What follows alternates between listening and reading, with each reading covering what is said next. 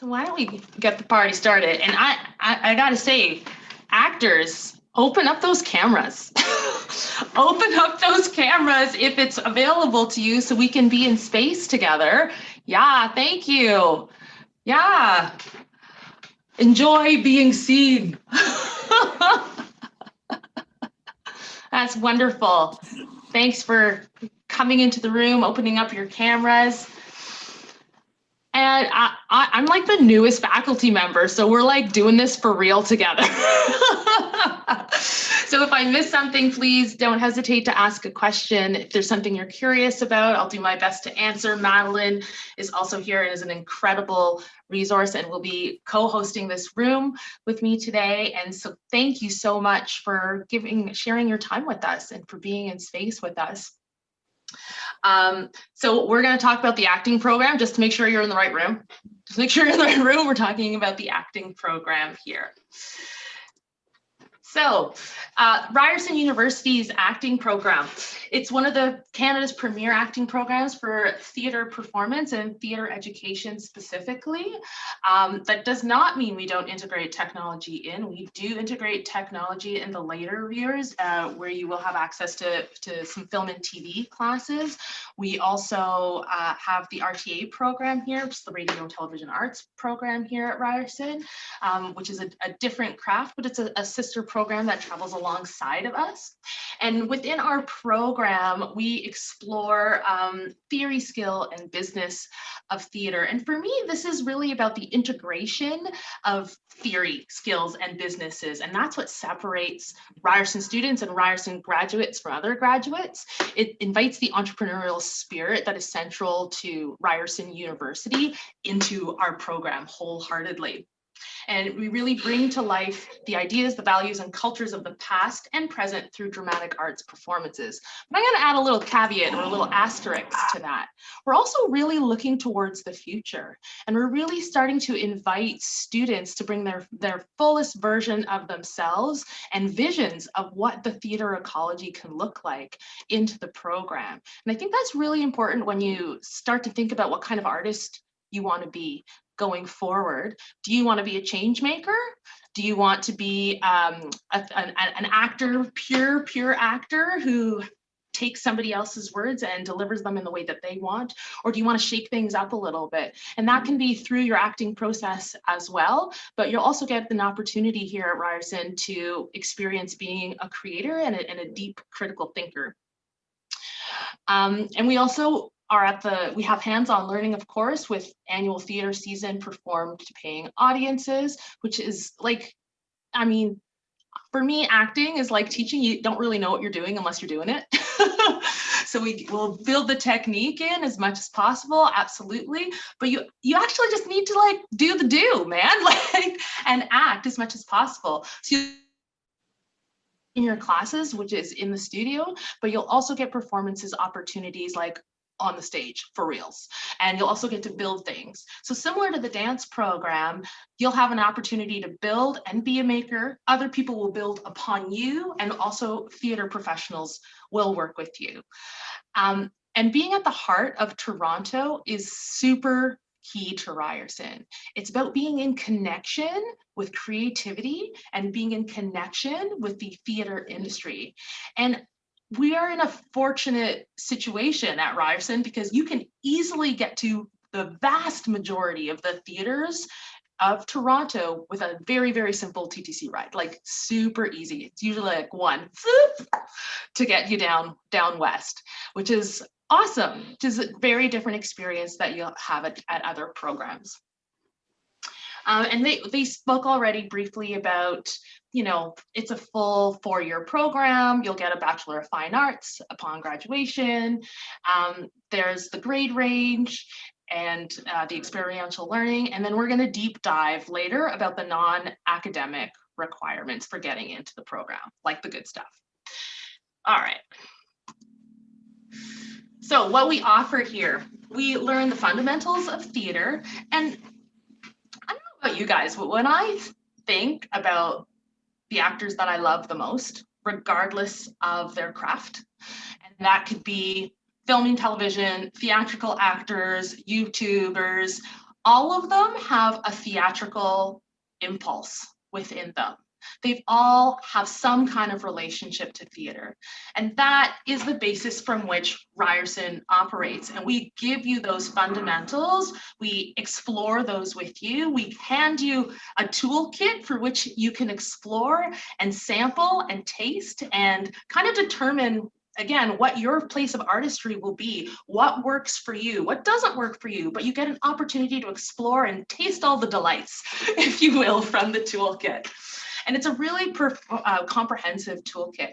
You'll find in acting techniques, it obviously integrates the body and the voice, but especially earlier on in the program, we make a concerted effort to separate voice training and movement training. And we also give opportunities to integrate those two through actor technique training. The voice training is super important. We have a body, breath, voice kind of module. So you learn about your instrument because it's so central to what you do as what we do as actors. We also have time focusing on the body and learning the body in big, gross motor movement kind of ways, but also in the minutia so that you're learning your instrument in a deep and intimate way. I say to my students frequently, you know your instrument better than anybody else. That's a really important thing. You know your instrument more than anybody else, and we are here to provide time and space for you to explore it and have a deeper understanding and a deeper connection with your instrument. And understanding what your instrument is will also allow you to go to different places with that instrument if you know the starting place. There's tons of performance opportunities, as I mentioned with the last slide. So in my room explicitly, we perform for each other, of course, and those are like improv based, but those are also like, okay, go away for 20 minutes and build something. But you'll also have an opportunity to build longer term projects with each other. Again, we're always building the artist. And through that process, you get to experience a variety of art forms connected to theater. Of course, you're here to do an acting program, but often, let's be real, as actors in Canada, often you learn how to be a theater maker in order to get exposure, and you might actually go, that actually tasted delicious. I might want to do a little bit more of that. We call that being a hyphenate, not just in Ryerson, but like in the theater community at large. I was speaking with some folks in New York, and everybody in the room was a multi-hyphenate, which meant we all do a variety of things. And you will get that exposure to those things, those other possibilities within our program. So you'll get an opportunity to act, of course, and tons of it, and build acting technique. But because you're working in groups, there'll be opportunities to touch on directing. There's opportunities to do playwriting explicitly and theater creation as well. So it's really about building the foundation as a storyteller. And of course, orally as a storyteller, that brings us to acting, but there's also other facets of storytelling that require the theatrical impulse that you'll be building. And that takes us to career prep. So we talk quite a bit about career, and there's courses that are specifically geared to that as well. And by having all these guest directors come in and these master classes and being in downtown Toronto, you're also building those professional connections. And those professional connections are really important upon graduation. It allows you to have a step up, a starting place already, because you've already seen this show or worked with this person or been in space with such said human being, which is so important. And of course, further to all the studio work we do, the related studies, those elective courses are more important than we perhaps talk about. I know for me, ironically, my voice as an artist really started to come forward when I started to delve into, so what does interest me? And it was through the elective courses where you had kind of choice. So what am I going to actually make my art about? That's where you get into the interesting thing around those related studies and those elective courses, because they will fuel who you are as an artist. Not necessarily the technique of acting, but the thinking and the critical thought behind it. And for me, that's the real difference between being in a college versus a university environment versus a straight conservatory and a university environment. That does mean there's a different level of rigor because we will expect all of the rigor from conservatory style. Caroline likes to say that we're like, Caroline is the lady we met in the other room. Caroline likes to say that we are a university program with a conservatory problem, or a conservatory with a university problem. And it's absolutely true.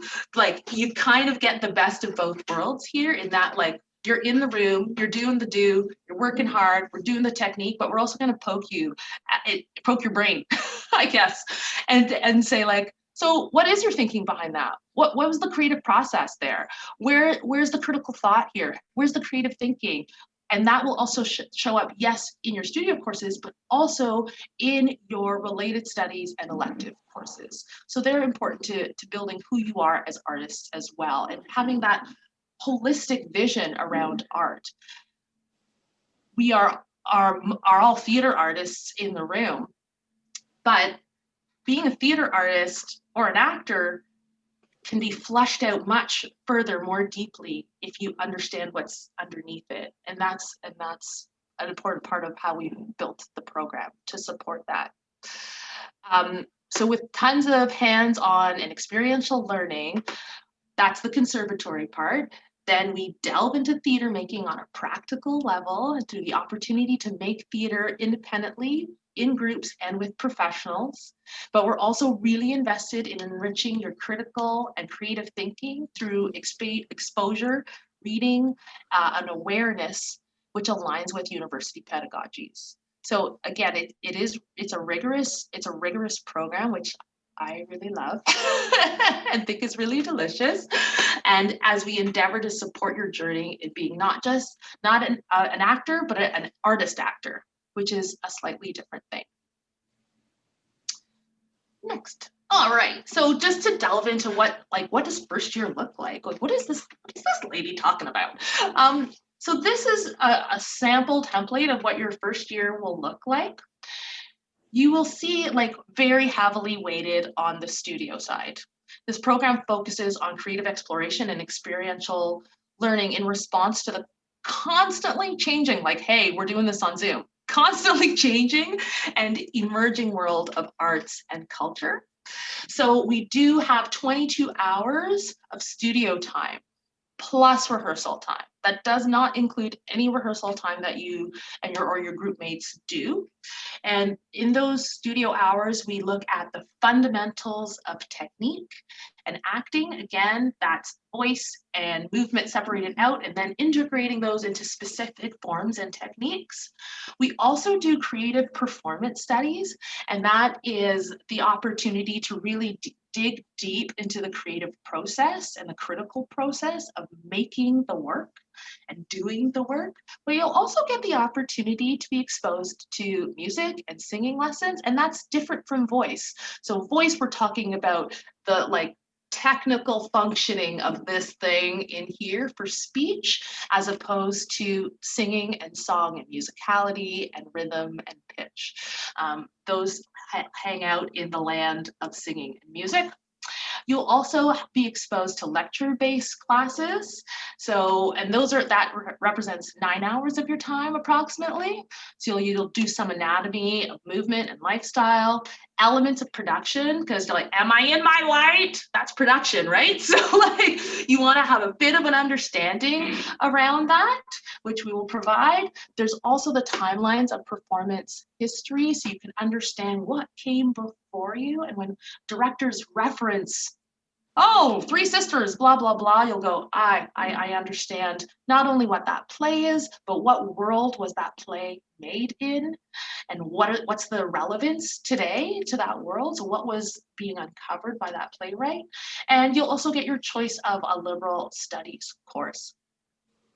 So within the fundamental technique, again, it's the acting technique, it's the voice and the movement, and there's a focus on the body and building body knowledge, which is very different from dance. So I really want to highlight the difference between voice and singing and dance versus movement. And I honestly spend time, at least right now with my students, really starting to understand the separation and distance between those two things, because the impulse is different. And again, creative performance studies where you're experiencing and applying the creation process in a theatrical context explicitly, and you get to create your own work. Madeline, how am I doing? You're rocking it. Okay. This is exactly what it's all about. Just jump in. Keep it up. Oh, I will, but I'm having a great time sitting back. Keep going, Lisa. This is like, I'm just talking a lot. Yep. Okay, I can see some of my students on here and they're like, yeah, she talks a lot. Okay, so what are the academic requirements? So as I said in the previous room, there's the OSSD, the Ontario Secondary School Diploma, or equivalent if you're not in Ontario. There's a minimum of 6 grade 6 courses. Grade 12, sorry, a minimum of 6 grade 12 courses, and the approximately an overall average of approximately 65 to 75%, and English is a required course because we teach our course predominantly in English currently. All right. Now, this is probably the part you're more interested in. The non-academic requirements. All right. So first of all, let's be real. I've just talked a lot about being an actor and an artist. An actor and an artist. So yes, there are some things written over here on this slide. And yes, you have to do these things, but the only reason we're asking you to do these things is so that we can see you, see who you are, and get an understanding of who you as a human and as an artist are. And that's like from this process till whenever your journey with us finishes. We are interested in understanding and encouraging and supporting who you are as a human being and as an artist. So with that being said, there's a prepared statement that is required in which you explain why do I want to be a performing artist? Why do I want to do theater? And yes, because of our current world, it's going to be typed, it's going to be double spaced, it's going to be 400 words. But more importantly, we want to tap into your artistic goals. Why have you decided to become an actor? Why not a playwright? Why not a director? Why not a designer? Why an actor? Why does that touch your soul so deeply? And we're not asking for an academic essay. Look at me, I'm a hot mess all the time. I don't want to read an academic essay about it, right? I want you to share frankly and deeply the heart of why and what your creative ambitions are in that personal statement.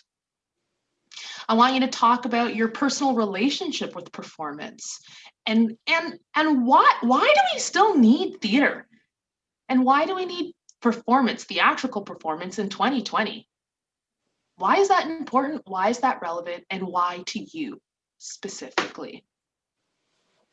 So you can include passion for people, community, politics, or is there political reasons? Are you inspired by different art forms?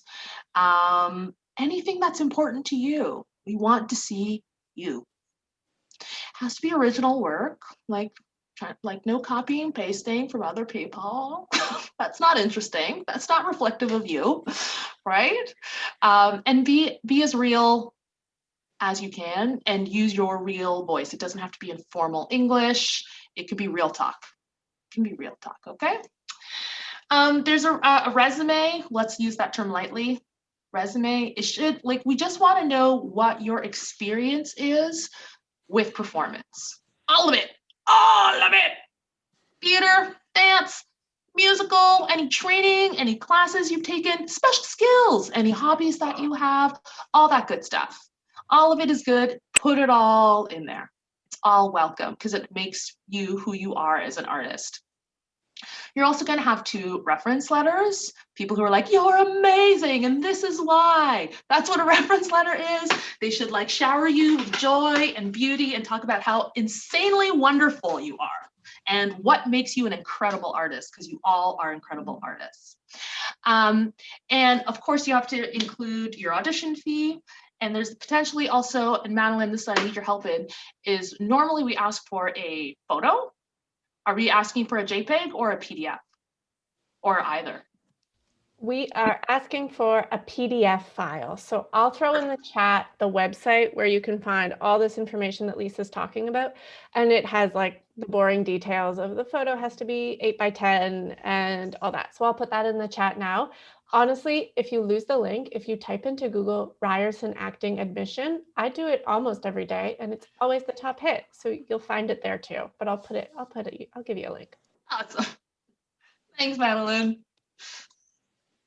Now, the digital video instructions. Dun, dun, dun. Okay, I want you to have fun when you're doing this. Oh my goodness, I'm so looking at my students being like, I'm going to talk about joy now, because I feel like joy is really, really, really important. It's really important in life in general. It's particularly important right now. Listen, I'm not interested in watching you be really sad and depressed and fight through something that's really hard. I want you to pick something that is like, it makes your heart sing. That is the basis for your selection for your monologues. It's like, oh my gosh, I just have to say these words. Like, that's how it should make you feel when you select your monologue, okay? Don't select something, I think they'll like this. Boo, we don't want to see that. Really choose something that inspires you and speaks to you explicitly. Okay, so let's talk about the setup of this. Because you're doing it online, it's a little bit like a self-tape. So let's deep dive into that. Like, what? Self-tape? What is that? What does that even mean? Okay, so we want a clear background. See the background behind me? Terrible. Don't use that background. Don't do what I'm doing. Don't do it. It's bad news. You want a plain background. You want a wide open space if possible so that you can move. I'm a mover, and I'm going to be on the panel. You want to be able to move when you do your speech. So a neutral background is super, super helpful so we can see your body in contrast to the background. Lighting. Make sure that you are well lit, okay, in a manner that doesn't have any stark contrast and dark shadows. A little tip for those of you who are brown like me, you want to be lit from the front. Okay, you want a little light on the brown town, right? So that you can be seen more visibly, and pick your background very carefully. So like bright colors are good if you have options, Sound, so check your digital recording to make sure that you're heard. It would be like such a downer if you spent all the time recording and it's like, oh, playback, oh gosh, audio wasn't working. So you want to check the audio, like, when checking, I'm going to do a couple lines of my monologue. Okay, playback. Okay, it's working. Now I'm going to do my recording. Okay, size of the shot, particularly for your poetic speech. And I'll deep dive into what these speeches actually are. You are going to want, I'm going to stand up for this and move my camera, a full shot. Full shot. I want to see your whole body. I want to see your whole body for a full shot, okay? And that's for your poetic speech. You can use a medium shot for your contemporary speech. Medium shot. I'm a little bit closer, so I can see the face. Can even come up to here. Medium shot. I am not in film and TV land, so I'm never doing my speech like this close to the camera. Way too close. We're theater actors, so we want to see your body. We want to see the whole thing, right? As much as possible, as much as you have space for. So at the beginning of your recording, you're going to do a little brief introduction of who you are, your name, your age, the school that you're currently attending or that you attended previously. This is not a formal thing. It's literally to like break the ice with us, with you, even though it's recording. We just want to break the ice a little bit. And then you're going to go into your first speech. Prior to your first speech, you're just going to give us a little ditty about the speech, right? You're going to say, I'm doing this character from this play. It's kind of all we need to know. And if it has a different language in it, you might want to indicate that to us. And you don't need extra sound, you don't need props, you don't need costumes, you don't need music. We actually don't want you to use that stuff because we just want to see you. We want to see the beauty and the artistry that you bring to the monologue. And what else is there? Okay, that's it. And for each speech, you'll do that little preamble, that little like, hey, this is what it is kind of thing. After that, let's talk about the exact speeches. So speech A is your poetic monologue. This used to be called, back in the day, the classics. We are not using that term anymore because that is a very small amount of text available in the world. We're blowing that open. We want you to choose something that's poetic. So that could be Susan Laurie Parks, for instance, who's an African-American playwright, and her work is poetic. It's about heightened language, high stakes, high emotions, big feelings. That's poetic. It's not pedestrian, like chilling, walking down the street, and I could say this and no one would look at me funny. Like if I was doing this publicly, it would be like, whoa, that is a lot happening over there, right? It should draw someone's attention. It's poetic, it's big in nature. It's me on a regular basis. Like it's big, which is very different from your contemporary monologue. And like a little tip, you want those to like feel really different. It should feel different in your body. A contemporary monologue it's a clear contrast, and it ideally uses naturalistic speech and was written after 1960.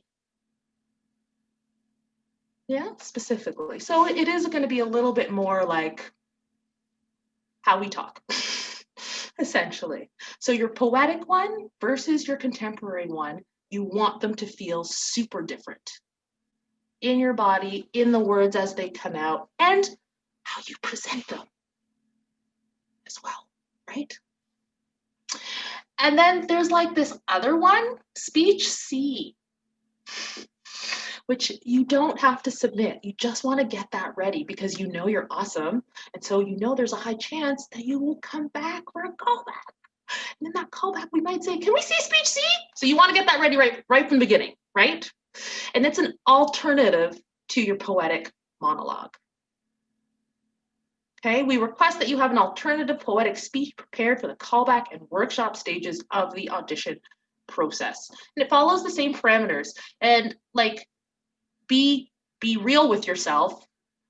2 minutes, like maximum for these speeches. We will probably stop looking at 5 minutes if your tape is more than 5 minutes. So you want to be really clear about how you use that little snippet of time. The monologues, 2 minutes each, max. And we'll be asking applicants to send their email as soon as possible, as we're hoping to review them all. And we want to be able to inform with updates about the application process as quickly as we know them. So callback audition, that will occur on Zoom or Google Meets with the audition panel. And you'll be asked to repeat speeches A and B. We may have contacted you in advance. We may contact you in advance to prepare a new piece, but most likely it'll be A and B, and you may be asked to do C. You're also required at this callback stage to prepare a short unaccompanied song, and short. 1 verse, 1 chorus.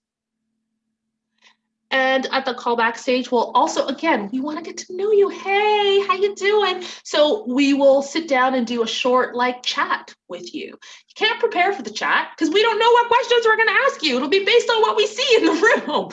And it's really just like, you can think about it in advance, but just be you. That's all. That's all we want. So, and we will know, like another sidebar tip, good thing you're on this call, we'll know if you're rehearsed. We'll see it. Like, we're theater actors, that's what we do. We'll see that you've rehearsed it. So just be open, be present. We want you to succeed as much as possible and know that when you come into the room with us. Stage number 1, 2, 3. Stage number 3 is the short workshop stage, where some folks will be invited to participate in a 3-hour workshop with other applicants.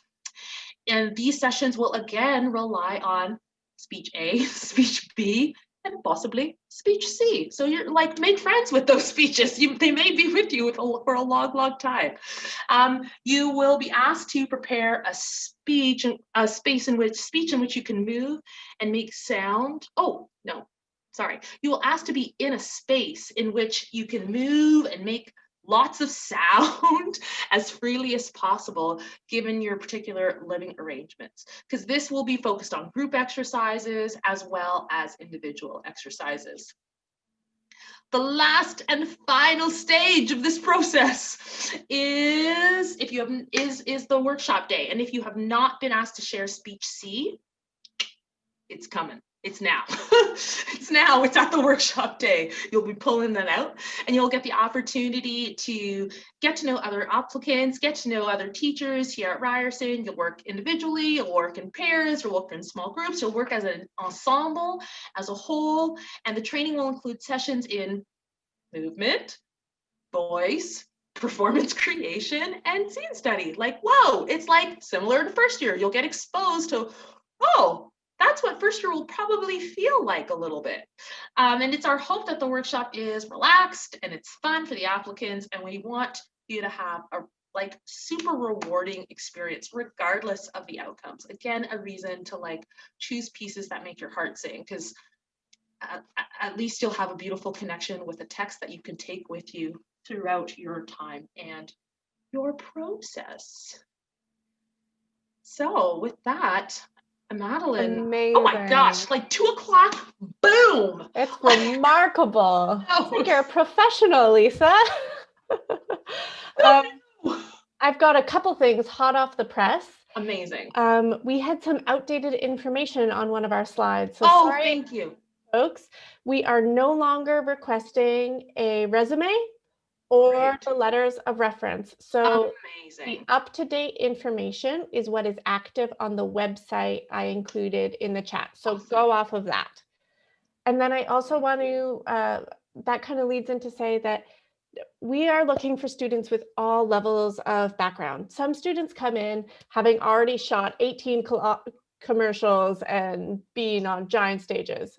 That's very few of our students.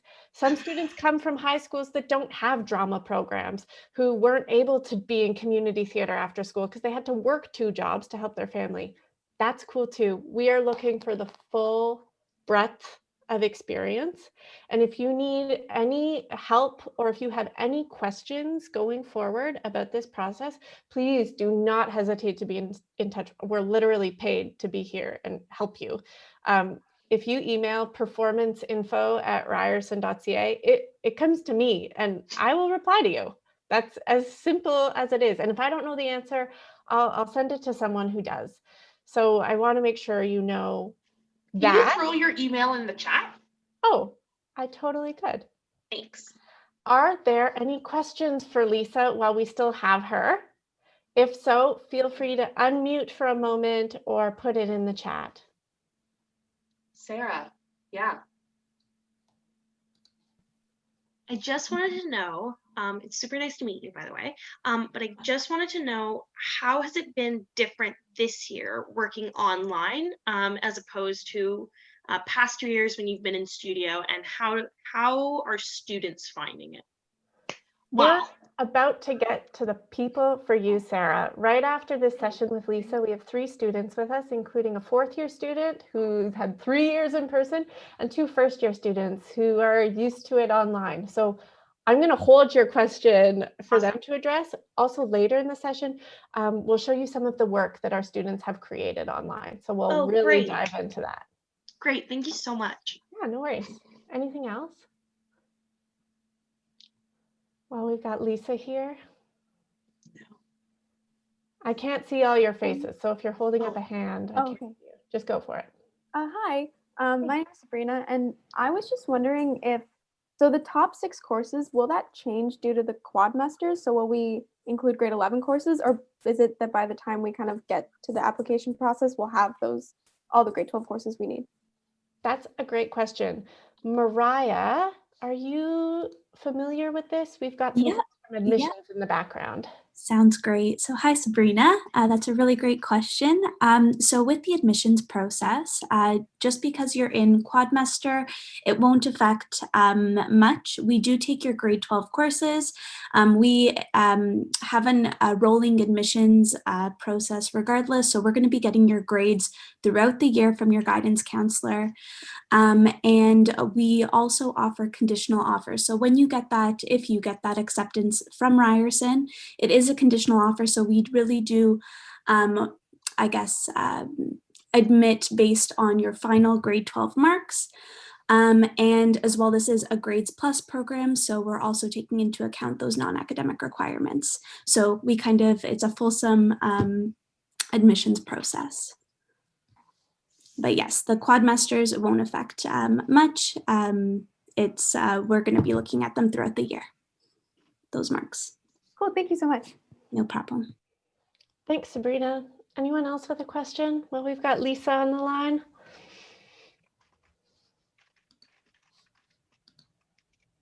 Oh, do you offer any training in screen acting, or is the focus? Oh, it disappeared. So Oh yeah, here we go. Do you offer any training in screen acting, or is the focus live acting on stage? Yes and yes is the answer to that. We do offer training in screen acting, but the focus is live acting on stage. We start our performance pedagogy on stage, virtually right now, but on a stage about the human body in connection with each other, theater acting. And from there, then you will get introduced to film and TV and on-screen acting once we've developed that impulse first. excellent. Sarah, did I see you raise your hand? Did you have one more question?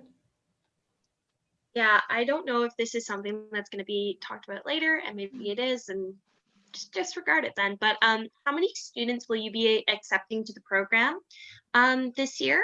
And does it matter that we might be online next year and you'll be accepting more, or is it going to be the same as previous years?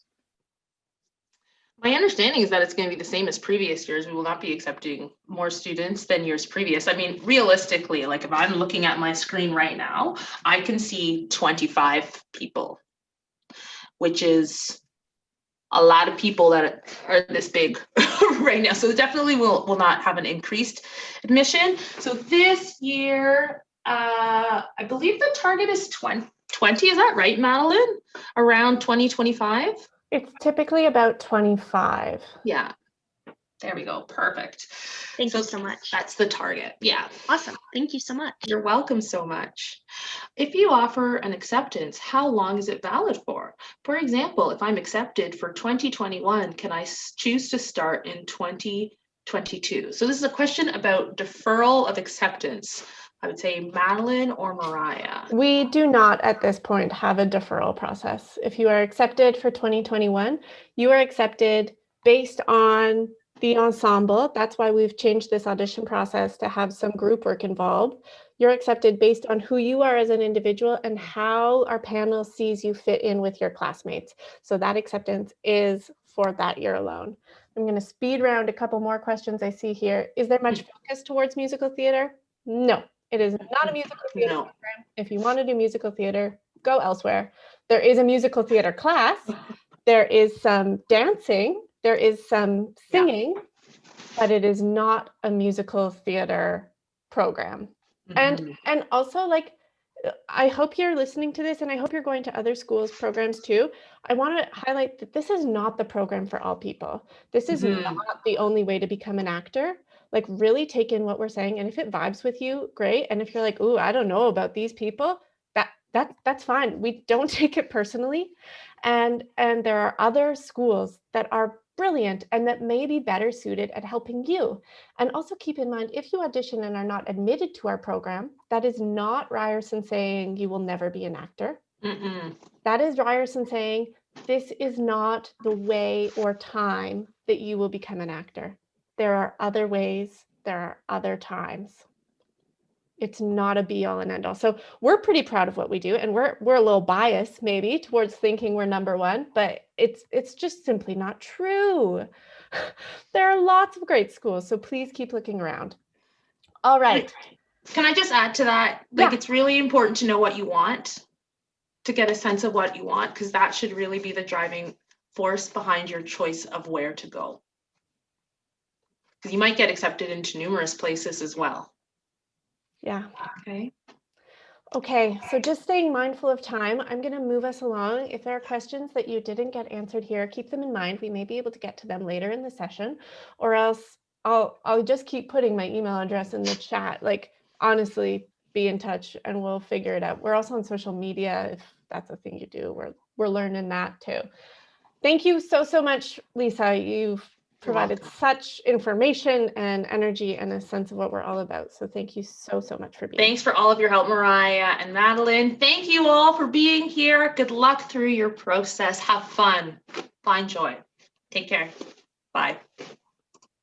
At this point, for the next 20 minutes or so, I'm going to hand things over to 3 current students. We're very fortunate to have with us Mark, Mia, and Austin. So Mark, I'll hand things over to you. You can introduce yourself and your colleagues. Yeah, for sure. So hi guys, I'm Mark. I'm in the 4th year acting class. I also have with me Austin and Maya, who I actually have not met. I was just kind of going through and I noticed first year. So they are in the first year class. And I know that because I'm also mentoring for one of their classmates, Sean, as they probably know. So yeah, so he kind of mentioned to me briefly about them. So that's all I know. Other than that, I've never met them before. And this is the first time. And I'm on this panel with them. But yeah, I kind of just joined recently. So I kind of heard a couple of things. And to be honest, like I'm going to be speaking a little bit of my own personal experiences, like with the process of auditioning, being in the school. But I can tell you that this information session that you guys have been having is like so good, because coming into the school or even auditioning, I honestly had like no idea what I was getting into. I didn't know about theater programs. To be honest, I came from a high school. I went to St. Marcellinus, which is in Mississauga, if anyone here lives there. It was a very sports-oriented school. We had a drama course, but it wasn't really anything that extraordinary. We didn't have like a big budget put towards that. And I only knew about this program because my teacher who taught me throughout my 4 years in high school actually is a alumni, a graduate from this program. So that's how I heard about it. And originally I wanted to go to York. And the reasoning why I wanted to go to York was because Rachel McAdams went to York. So that's literally my process was, well, Rachel McAdams went to York. She's now a big actress. She's making a lot of money. I want to go to York. That's literally what I was thinking, and that's how I went about it. I auditioned at York, and as they were mentioning, Ryerson might not be for everyone. York really wasn't for me. I didn't really have the best vibe with the atmosphere, the whole process. So then when I came to Ryerson to audition, I had a much more suitable, much more better feeling about the entire thing. So then fortunately for me, I got in. And yeah, it's been pretty interesting. The first year is very like technique based. So you'll do, assuming it doesn't change. You do a lot of like getting to kind of know about like some acting games, some like icebreakers, warm-ups. You'll have a lot more academic based things like production. I'll let the first years kind of tell you what they're doing now. Makes more sense. But throughout your other years, you'll do a lot of different acting projects or performances. Like I did Shakespeare, and then classics, which was last year. I did clown, like a bunch of different genres. And recently we just finished a show actually last week. We did a performance of a show called Love and Information by Carol Churchill, and that's a theater production. And with this Zoom medium, what we did was we actually were sent equipment. So we got like a green screen stand, a microphone, a couple of like costumes and lights. and we pretty much turned our home into a studio. And, you know, similar things, you get your lines, you rehearse on Zoom, and then we actually filmed each scene. And what they're going to do now is compile those together, edit it in post-production. And yeah, so that's like a theater medium mixed with a film medium.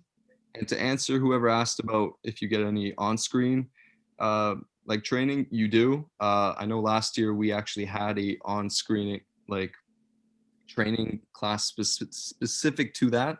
So you get one where you get to actually kind of practice a few film reels. You'll do like solo things and also partnered projects. And even right now, I'm getting into another film course, and that's going to be partnered. And you'll also have like professional prep, and that helps you with future auditions and things like that, which is very helpful, especially because when I graduate, I hope I'll have the tools I need to go out there in the real world. But yeah, so that's kind of just something basic from me and from what's coming from the top of my head. But I'll pass it over to either Austin or Maya, and they can kind of tell you about their experiences being in first year. Okay, thank you so much, Mark. It's nice to meet you virtually. Nice to see all of you as well. I'm Austin. I am in first year. I'm from Edmonton, Alberta, but I'm currently living in Toronto. I stayed on res this year. I chose to do that. Maya, can introduce yourself. Oh, hi, I'm Maya. I'm also in first year, and I'm from Toronto. I'm living at home currently and doing school from home. So like Mark said, like not a lot has I would say changed through it, but like it's a lot of foundational training. We have voice class, which is really great because it's like we've been doing a lot of like experimenting and finding your own artistic voice and like your own unique voice, and like it's a lot of method of like great voices are created, not given, you know. So it's all about building you up and supporting you, and the teacher's really great with that. And then with movement, we do a lot of like Pilates and yoga, and honestly, it's fitness. It's very fit, and it's really amazing because it's really helping you become aligned and starting to like understand your body a lot more. And then we move into our acting courses, and usually in first year you would only have Jennifer Wigmore, but since the online platform has happened, we actually ended up getting 3 acting instructors versus the usual 1. So I'm not sure how much that will change in the future, but currently right now we have the head, Cole Lewis, Lisa, who you all just met, and then we have Jennifer Wigmore. And so we're all learning a bunch of different cool stuff in all of their different classes. Like one of them is like a text analysis class. Another one is like an improv and impulse based, and then another one's like ensemble building and physical viewpoints workshop.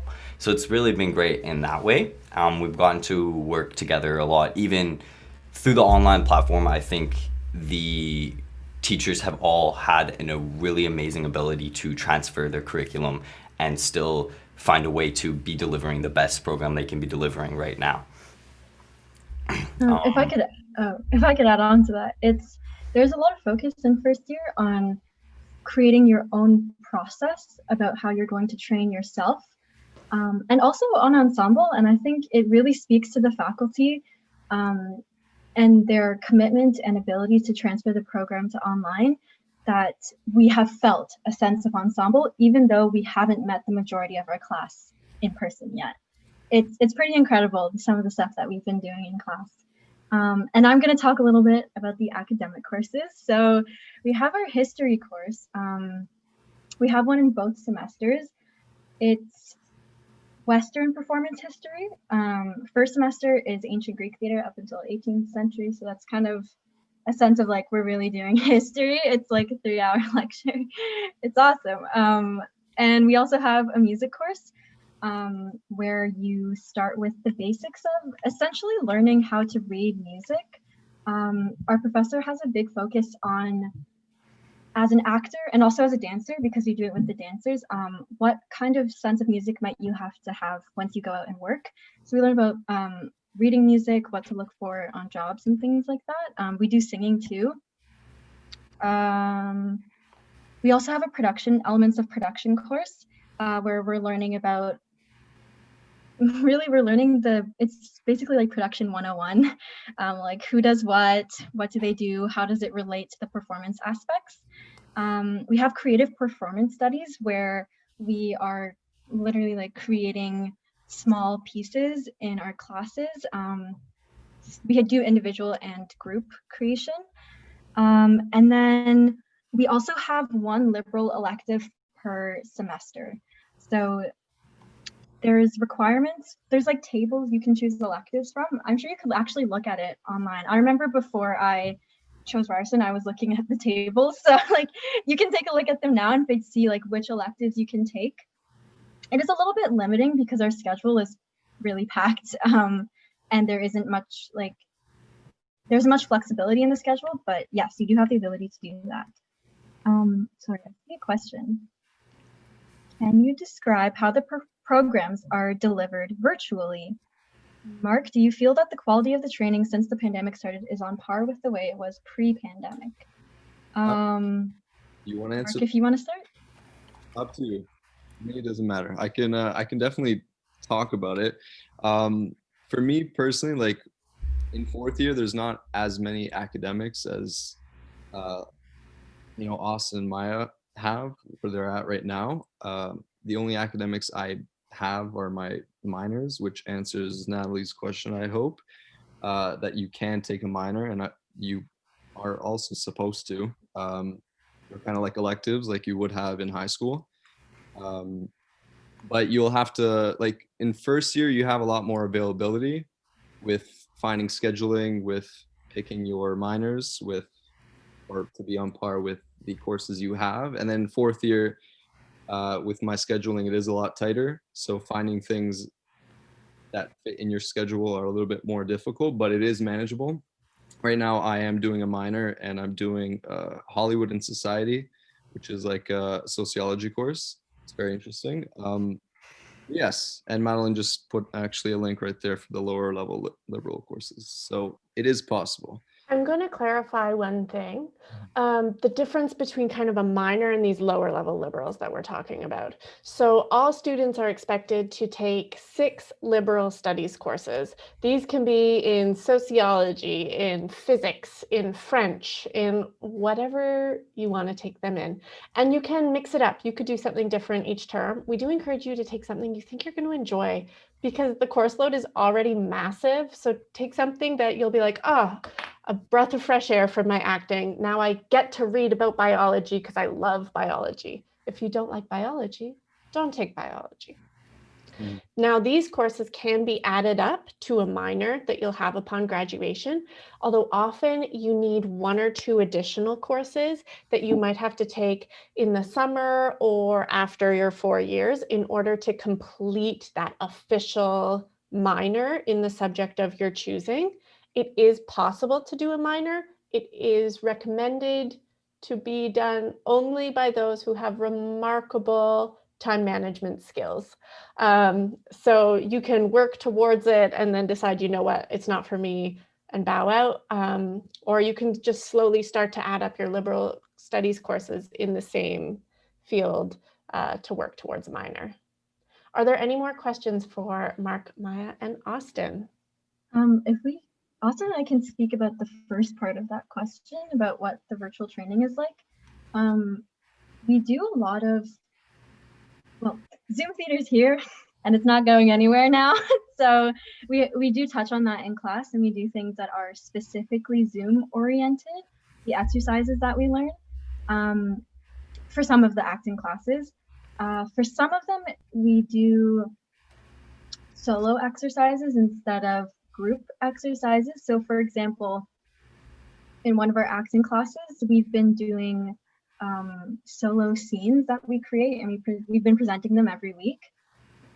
And then for class like movement, I think it's probably the same as what we've been doing in person. I think so too. Like, yeah, for certain classes, it's not as affected as it is for others. I personally think so. Like, I think a class like movement is like you really put your camera down and you try to get at the best angle you can, and then you do your movements and your teacher guides you through it, which is very similar as how it would be if it was in studio.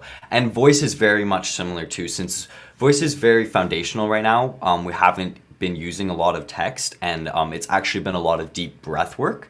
So a lot of that has been easily transferred over online as well. You're just be in front of your camera, and the instructor gives you notes and tips while you're doing it. For acting, like Maya said, it has been a little different. I think that's why we usually you don't do a scene study right away, but we're doing scene study right away. So we're acting with other people right away, and we, like Maya said, we get a lot of more solo emphasis than we usually would right now. So we're getting a lot more building on who we are as actors and how to work against certain habits that may not be the best, or use certain habits that may be the best, and sort of things like that. So it's been a lot of foundation in that way. It's also been really interesting to push our creativity, especially with Lisa. We've been doing a lot of like, because we're doing viewpoints, so we've been doing a lot of like, how do we interact with space? How do we interact with virtual space? How do we interact with a camera? Things like that. I think it definitely pushes you to take your imagination and your creativity. Yeah. Thank you so much. Oh, sorry. Do you have, sorry, Maya, go ahead. Oh, I just also wanted to mention that I'm living at home. So like, I'm not on residence, I'm not with other students, but we've actually, I think the social aspect of it has been going pretty well. We do like play readings, you know, like we read our history plays together instead of trying to get through them alone. Or we have our scene rehearsals. We do rehearsals online. We do Zoom calls where we play Jackbox, and there's like our student union, the Ryerson School of Performance Student Union, also hosts events online. So that's another aspect of like school online that I thought might be interesting to some people maybe. Excellent. We've got about 5 minutes left in this session. Does anybody else have a question for our current students? Feel free to unmute and jump in, or throw it in the chat.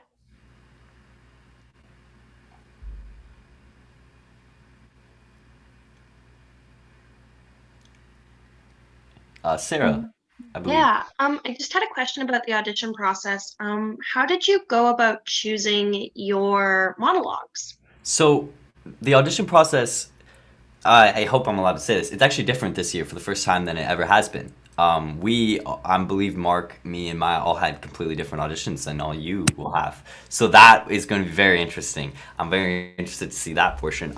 We had to do a classical monologue and a contemporary monologue.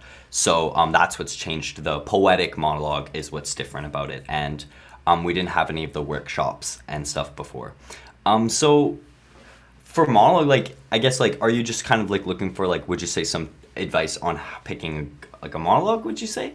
Or more Yeah, guidance I on guess. Yeah, because Lisa was saying that it has to make us really sing. So, like, you know, you've got to be really in it. I love that. I'm just trying to think, like, would you recommend reading as many scripts as we can, or looking it up online of like monologues for girls type thing, or? What I did was I would go to, I don't know where you are, but I'm in Toronto. I would literally go to the Canadian play section, sit down, and I was just like, anything that looks interesting, I'll read it. Like, well, first I would flip through to see if a character would match me. So, because you want something around your age. And if it was interesting, I would read that. But you really want to pick something that you're not going to get sick of, that you think, like, as you keep doing it, there's going to be more. Especially if you're auditioning for multiple schools. Like, I was totally sick of mine by the time I was done. I definitely think, oh, you want to go, Mark? I was gonna say, do something that excites you. Like when I was originally auditioning, and again, like I said, I came from a sports-oriented school. I wasn't very cultured or very like aware of theater. I'm more like film-oriented person, if that makes sense. So I didn't really have any knowledge of resources or tools or even plays or scripts on hand. So I personally did a lot of like research and searching up. I talked to my drama teacher just to kind of see what I could do. One thing I wanted or kept in mind was I don't want to do something that I know someone's done a million times.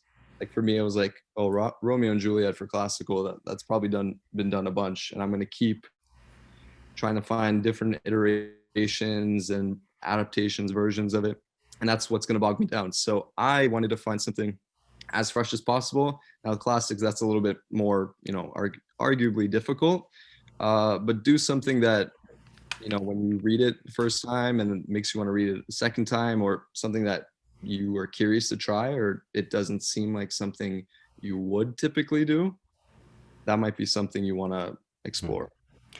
I think they want you to take a risk too. Like the poetic monologue, I don't know what that means, if I'm going to be honest with you. If they told me, said, hey, Austin, do a poetic monologue, I would be like, and I would have to figure out what that means. And I think that's the point. They want to see you pick what you're going to pick. So pick something that feels close to home, something that fires up in your heart. And I think, like, something that I want to say, like, not every audition, like, is going to be like, don't feel like your life is all matters on this one audition. Like, I actually auditioned for this program last year and I didn't get in before. So I have failed before, and I have not gotten in anywhere. And then I came back and auditioned and got in. So like Madeline said, sometimes it wasn't your journey on that point in time, and maybe another school is better for you or something like that. This isn't the end of the world. This isn't the end of your life, no matter, even if it feels like it in that audition room. And I know it can feel like that. I just want to say that. We've got 1 minute left, so I'm going to speed answer some questions in the chat. Does the monologue have to be Canadian? No. So the poetic monologue, almost like what you'd read in a Shakespeare book? Sure, you can do Shakespeare if you want to. On that admissions page, we have listed a bunch of playwrights who are working in poetic text. So jump on that website and you'll see those playwrights' names. What are some resources for monologues? I mean, look at the list Lisa just posted. If I were you, I would screenshot that. Also take a look at what a local theater company near you has put on recently. Go to the library, get that script. See what's happening, see what's current in the world. Who are some alumni who have graduated? I mean, we've got alumni on our website. You could go on Twitter, follow Ryerson alumni. I mean, everyone's super excited about Mina Massoud right now, who just played Aladdin in Disney's Aladdin. He was in my class, or the year above me when I was a student. So, I mean, I think like 95% of my graduating class is working in the theater. So who's not an alumni? And there you go. Famous Canadian plays. Thanks, Maya. We've got lots of, just screenshot this whole thing. My goodness. Okay. In the interest of time, thank you so much to our current students. Wealth of knowledge. Thanks for taking time out of your very busy study schedules. We've got the link to that admissions page in the chat again from Mariah. Bookmark that and get real familiar there. And again, you can email, as always, if you didn't get your question answered. For now, we're taking a break. Go to the washroom, get a cup of tea, do what you got to do, maybe take some stretches. And we're going to meet back in the main Zoom room, which is the room we initially saw you in. So your link should still work. And we'll get started with our next session of presentations at 2:35. So thank you so much, everyone. See you in a moment in the main room. Bye. I'm going to leave too. Bye.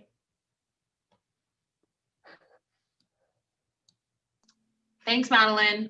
Thanks, Lisa. You're a star. Why were you nervous? You know so much.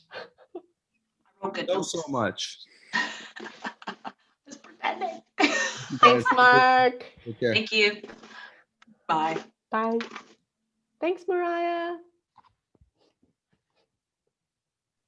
All right, so I'm going to close up this room right now. And for those of you who are still in here, go take a break and get a glass of water. We'll be back at, I believe, 3:15 for the next breakout session.